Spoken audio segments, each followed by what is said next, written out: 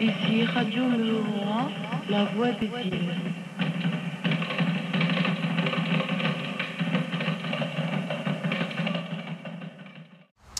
Alors, pour moi, le CEP représente pas vraiment beaucoup de choses. Il faut dire également que je suis un enfant de l'après-CEP, donc les informations concernant le CEP sont très faibles. Ça ne fait pas partie des programmes que l'on étudie, que ce soit au niveau scolaire, ou ce n'est pas également des sujets de discussion primordial dans la vie de tous les jours. Mais c'est un sujet quand même qui est très important, justement du fait qu'on n'ait pas énormément d'informations, qu'on ne connaisse pas vraiment grand-chose sur les essais nucléaires, sur le CEP, on n'est pas au courant. Ça fait partie, moi je classerais ça dans les plus grands secrets de la vie, les secrets de l'histoire. La preuve, moi j'ai fait des études littéraires, je suis plus au courant de ce qui s'est passé durant la Seconde Guerre mondiale, avec les chambres à gaz, les chambres d'extermination, à ça j'en connais un paquet, par rapport à ce qui s'est passé juste à côté de chez moi. Je sais simplement déjà pour ma part que mon père y a travaillé. Je ne sais pas qu'est-ce qu'il faisait sur Mururoa, je sais simplement qu'il travaillait puis qu'il partait quand même pour longtemps, on le voyait un mois dans l'année. Je ne sais pas également combien de temps il a travaillé. Il y a travaillé, j'avais aux alentours de 7-8 ans à l'époque. Quand mon père s'en allait, ça faisait un vide quand même. Ça faisait un grand vide parce que je ne voyais que ma soeur et ma mère. Donc j'étais pratiquement le seul homme de la famille. Jusqu'à aujourd'hui, il n'y a aucune information, même de sa part. Les récits qu'il fait sont très vagues, ça reste un mystère. Je sais que quelques années après, lorsque le CEP a fermé, il a eu beaucoup de problèmes de santé physique. Je sais qu'il y a eu des difficultés à mon niveau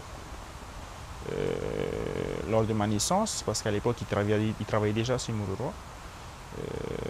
Déjà, j'étais né prématuré. Et puis, juste après moi, les médecins disaient qu'elle ne pouvait plus avoir d'enfant. Bon, maintenant, est-ce que c'est lié? Je ne sais pas. Dans le passé, je n'y pensais pas. Et puis, dernièrement, avec les informations qu'on reçoit de l'association Mururoa Tato déjà, et puis en suivant certains documentaires qui passent souvent maintenant sur le nucléaire, et on apprend que les effets du nucléaire, au niveau physique et puis psychologique, il y a quand même des conséquences et puis souvent bon, on parle de cancer, de tumeurs, on parle également de problèmes de malformation au niveau des enfants. Ça pouvait avoir un lien. Bon, maintenant établi légalement, je ne sais pas. À l'époque, c'est du genre, où on vous propose un poste à Mururoa, bon, nos parents ils vont dire tout de suite oui, le salaire y est, ça permet de faire vivre le foyer. Mais ils ne se tracassaient pas du nucléaire, quelles sont les conséquences, mais c'est quoi le nucléaire, quels sont les effets sur l'environnement, sur la personne. Ils n'avaient pas les mêmes connaissances, les mêmes informations que nous, probablement. Donc les choix qu'ils ont pris, je ne sais pas s'ils les assument, mais l'important c'est de les assumer, de les reconnaître. Ils ont pris des décisions, on ne peut pas leur jeter le tort.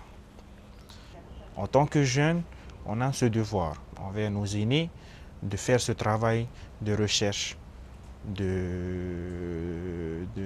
militantisme, d'information sur les essais nucléaires. Voilà. Pas pour accuser nos parents, mais pour faire prendre conscience, faire connaître ce que la société de leur époque a malheureusement eu comme conséquence sur la société actuelle.